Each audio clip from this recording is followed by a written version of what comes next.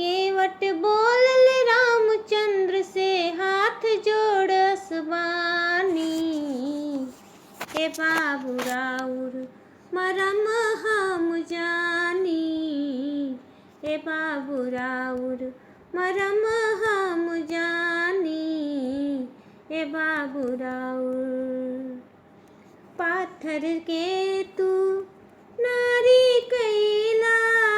पाथर के तू नारी कैला।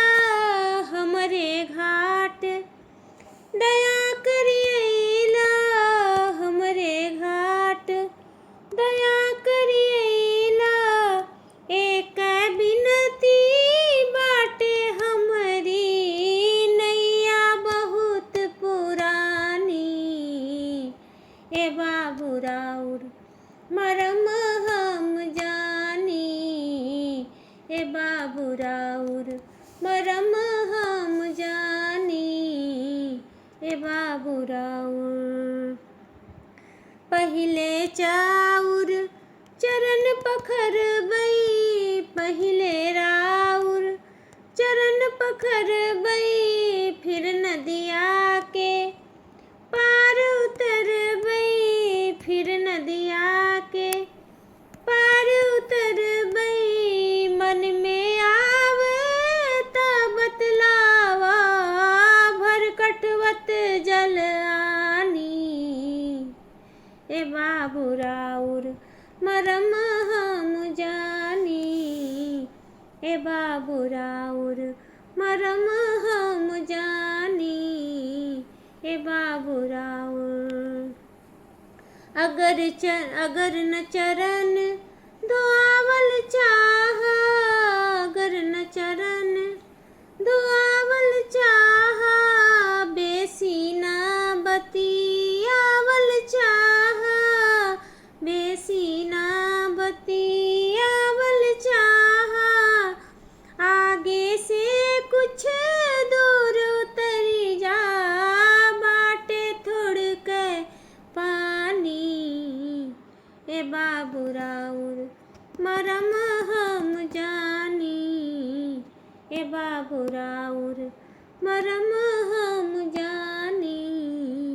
ए बाबू राउर कुटुंब भरे का नाव सहारा।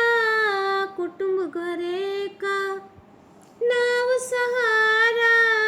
कैसो कैसो करी गुजारा। कैसो कैसो करी गुजारा।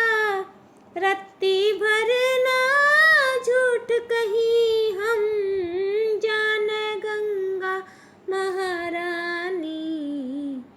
ए बाबू राउर मरम हम जानी। ए बाबू राउर मरम हम जानी। ए बाबू राउर दुई में एक करे के होई। दूसर बाटे उपाय न कोई। दुई में एक करे के होई। दूसर बाटे उपाय न कोई। जो भावे सो कह जल्दी नैया से जिंदगानी। ए बाबू राउर मरम हम जानी। ए बाबू राउर मरम हम जानी। ए बाबू राउर केवट बोलल रामचंद्र से हाथ जोड़स बानी। ए बाबू राउर मरम हम जानी। ए बाबू राउर मरम